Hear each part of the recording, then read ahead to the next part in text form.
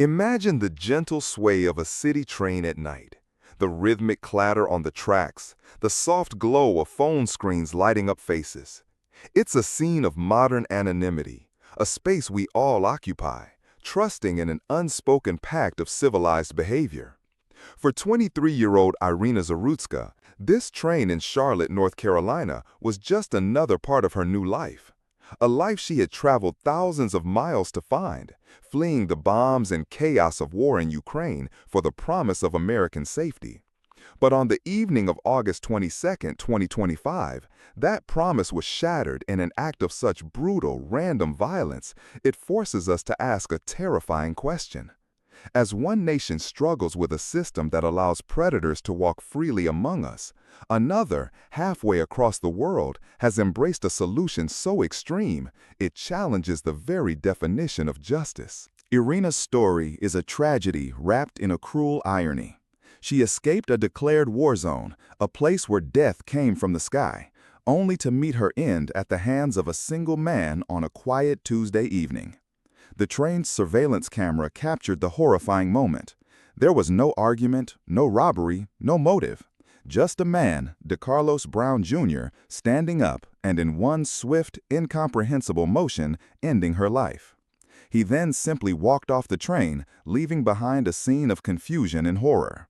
The attack was a ghost, an act of violence without reason, the kind of nightmare that feeds a growing fear across America.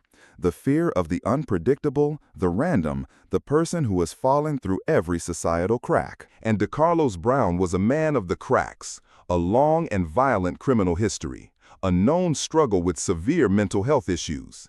He was a walking red flag, a product of a system that repeatedly caught and released him.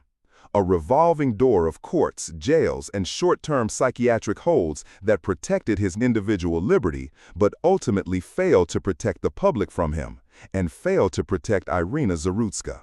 Her death wasn't just a homicide, it was the catastrophic result of 1,000 systemic failures. It's a story that plays out in different forms in cities across the United States, leaving ordinary people to wonder if the social contract has been broken, if the price of freedom is a constant, low-level hum of terror. Now, I want you to travel 2,000 miles south to a small nation that was, until very recently, the murder capital of the world, El Salvador. This wasn't a country with a crime problem. This was a country held hostage. The MS-13 and Barrio 18 gangs weren't just criminals, they were a shadow government.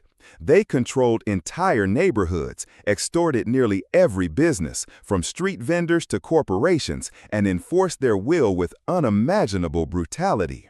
For decades, life in El Salvador was a daily lottery of death.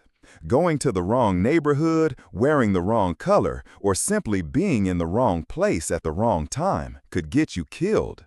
The state was powerless, the police were outgunned, and the people lived in perpetual fear. Then, a president named Nayib Bukele made a desperate gamble. He declared war, not on a country, but on the gangs themselves.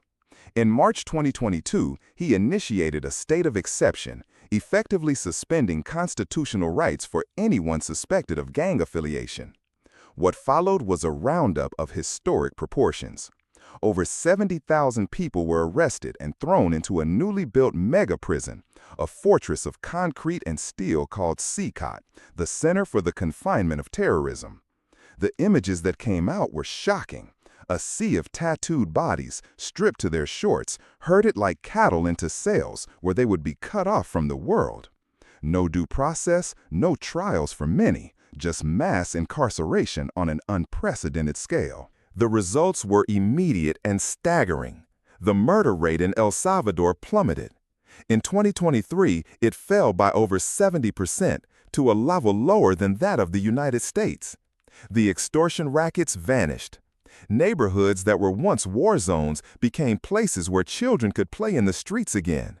For the first time in a generation, the Salvadoran people felt safe. Bukele's approval rating soared above 90%. To a population that had been terrorized for decades, the iron fist didn't feel like oppression, it felt like liberation. They weren't trading freedom for safety. They felt they were finally gaining the freedom to live without fear. Here, we have two completely different worlds, two answers to the same fundamental question: how do we deal with violent people? In America, the system is a complex web of individual rights. A person like DeCarlos Brown is innocent until proven guilty, entitled to due process, and his freedom is paramount, even after demonstrating a clear pattern of dangerous behavior. The system is designed to prevent the state from becoming too powerful, but in doing so, it creates gaps where predators can thrive. It prioritizes the rights of the one, even at the potential expense of the many. Iryna Zarutska paid the price for that philosophy. In El Salvador, the philosophy is the exact opposite. The collective safety of the community is paramount. The rights of the suspected gang member are secondary to the right of a shop owner not to be extorted or a child not to be murdered. Bukele's government decided that the cancer of gang violence required not careful surgery but radical amputation.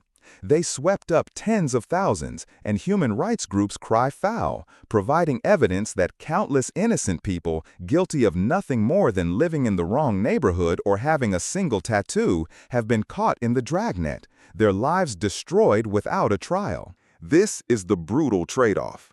What is the true cost of safety? In America, you have the freedom to walk the streets, but you also share those streets with people like DeCarlos Brown. The system's failure to contain him meant Iryna Zarutska lost her right to life. In El Salvador, you have safety, but the government can kick down your door and imprison you for months or years with little to no evidence. The system's success in containing the gangs meant thousands lost their right to liberty. One system is arguably more just in its process, the other more just in its outcome for the law-abiding majority. Let's be clear about the dark side of the Salvadoran miracle. Reports from inside CCOT describe horrific conditions. Families go months without knowing if their loved ones are alive or dead. There is no rehabilitation. The stated goal is to ensure these men never return to the streets. It is a human rights catastrophe by Western standards. But when you talk to a Salvadoran mother who can finally let her son walk to the store without fear of him being forcibly recruited or peeled, the argument over human rights can sound like a distant academic luxury. She isn't concerned with the rights of the man who might have killed her son. She's just grateful he's gone. This forces us back to that train in Charlotte, back to the final moments of Iryna Zarutska's life. Her story represents the ghost in the American machine, the random violence that our system, for all its checks and balances, seems increasingly unable to prevent. We have endless debates about gun control, police reform, and mental health care, yet the problem persists. We are a nation that believes in second, third, and fourth chances. But what happens when that compassion is extended to those who will only use it to harm others? What is the breaking point? El Salvador reached its breaking point and chose a path of brutal simplicity. America is nowhere near that, but the rising frustration is palpable. Every news story about a random attack, every video of a subway shoving, every account of a senseless murder chips away at the public's faith in the system. It fuels a desire for action, for solutions that feel as serious as the problem. The contrast is terrifyingly clear. One country watches a refugee who fled war get stabbed to death on a train, and the killer is afforded every right in the book. The other country would have likely locked that man up years ago, along with thousands of others, in a preventative dragnet. There is no easy answer here, no perfect model, only a stark choice between two deeply flawed worlds, a world of chaotic freedom and a world of ordered tyranny. As you go about your day, on your own train, in your own city, you are living within one of these philosophies. The story of Iryna Zarutska is not just a tragedy from the news. It is a referendum on the system we live in. It holds a mirror up to our society and asks the hardest question of all. What is the price of safety? And is it a price we are willing to pay?